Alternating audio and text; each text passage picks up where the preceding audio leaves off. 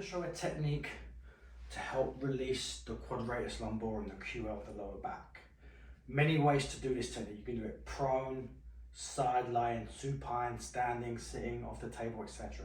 But we're going to show you a great way to release this muscle in this position. So I'm going to be working on this side, Kiki's right side. So what I like to do, I like to position a client, if possible, in this sort of like bow shape. So I'm going to bring this leg across as much as possible and cross this leg over the top and bring her across to her range of motion. As long as she's covered in that position. Comfortable?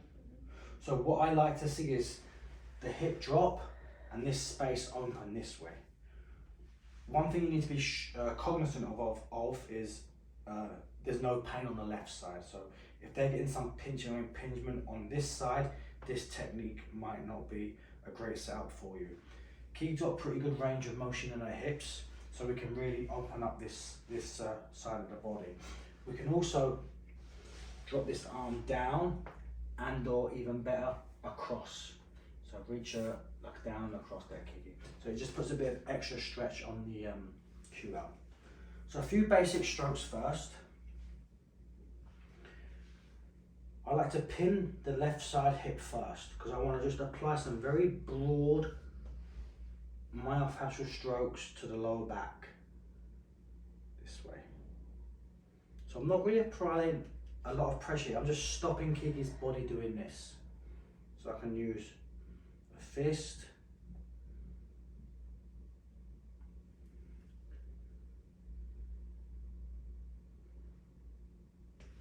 I use my palm. So these are just superficial strokes just to get the area ready for deeper pressure, more specific work. Feels okay? You can even apply more of a traction force here and come across.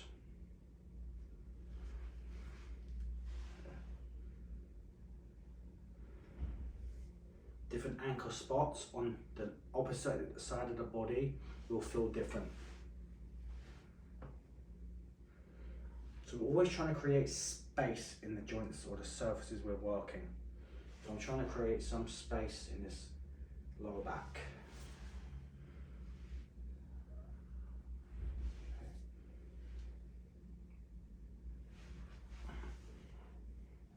So just very broad brush technique strokes now.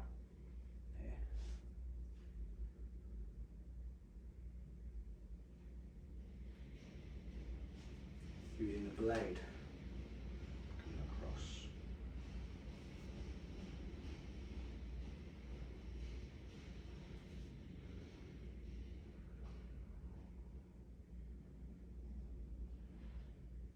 So when you're working the QL, after you've done your broad brushed release technique strokes, just relaxing the whole area, the couple of key spots you want to focus on. Iliac crest. So you find trochanter, work your way up, iliac crest is here, and I trace it across. So this is Kiki's ilium, this area. So I want to basically scrape or release across the bone. So my middle finger is contacting Kiki's iliac crest, so we know the QL inserts there. So now we're being very specific with our work. So I follow the ilium. Extended fingers, relaxed, arm is straight. Always applying this pressure here to stop broad rotation of the hip. And I just follow the bone, that landmark across.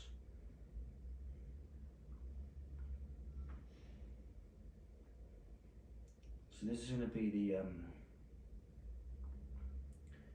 the lower part of the QL. I can use knuckles, so I just follow the crest.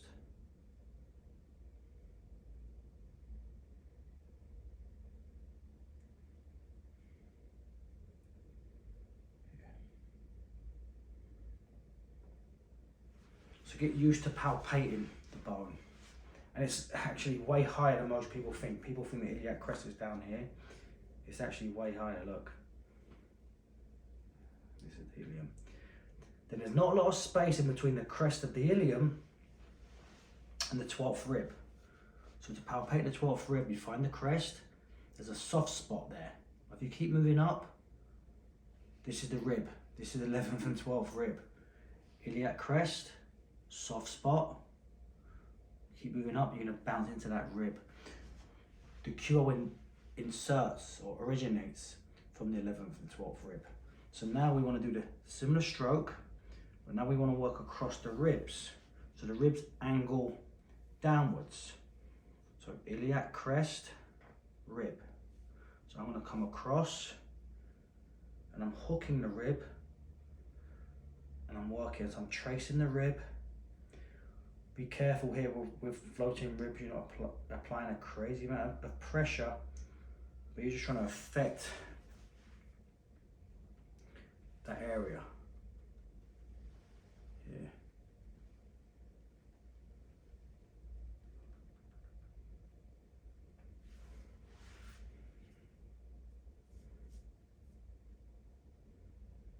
Follow the rib down.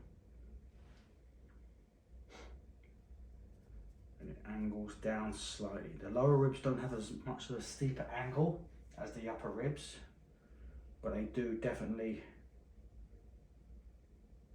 have a downward rotation to them. So see, now we're trying to create this space, rib, crest, we're trying to open that. So once you address the pelvic portion of the QL and the rib, I like to come in between those two landmarks and I start on the spinous process and I slide over the erectors and you're going to fall off them. So the erectors, lift your head, Kiki. Actually, let me straighten your legs real quick. So lift this leg a little bit. Lift this leg. So you see the erectors pop up here and then she relaxes. Good.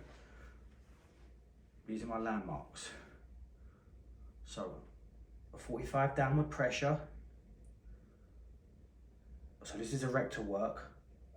I slide off the erectors. Then I hook my fingers and I pull back this way. So now we're going to try and affect the mid part of the QL. The QL has 3 distinct raphe that go in multiple directions. Hence why it's very hard to stretch the QL in these multiple stretches.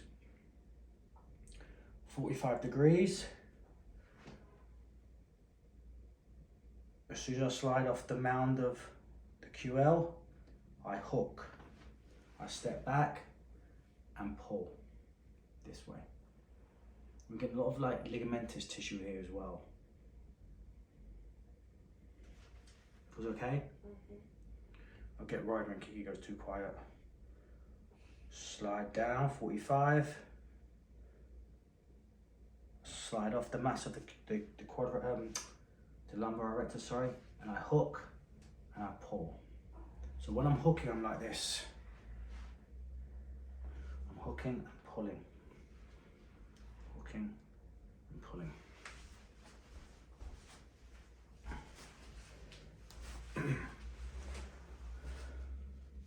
Another great way to work the QL is in a seated position. Iliac crest. Apply a nice soft elbow. And I'm just going to literally be on top of the ilium. And my pressure is downwards this way. And just slide across.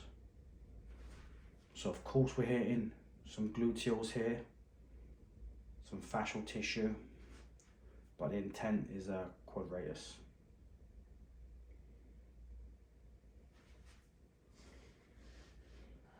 So my pressure is not purely down, it's down and to my feet.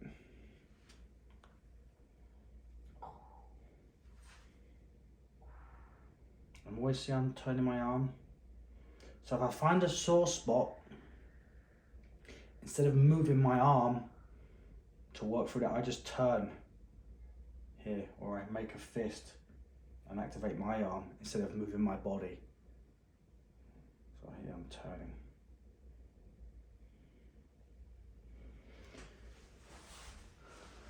So when you're working the QL, you can put them in different positions. So if I bring Kiki's leg across, it opens up the space. If I bring the leg across towards the camera, it shortens the space. So play with the angles. Key thing is to work the landmarks, the bony landmarks. Trace the ilium, trace the ribs, lower ribs that is. Use the lumbar erectors as your guide here and try and hook and come underneath. And this is a great way to really get some relief to the quadratus. Most people come to us with lower back pain. When they say my back hurts, they normally put their hand right about here. And this is QL, sacroiliac area. So this is always, not always, it's generally involved in lower back hip pain. Most of our clients who have lower back hip pain, you will generally find some exquisite tenderness and or trigger points or shortness in the quadratus lumborum.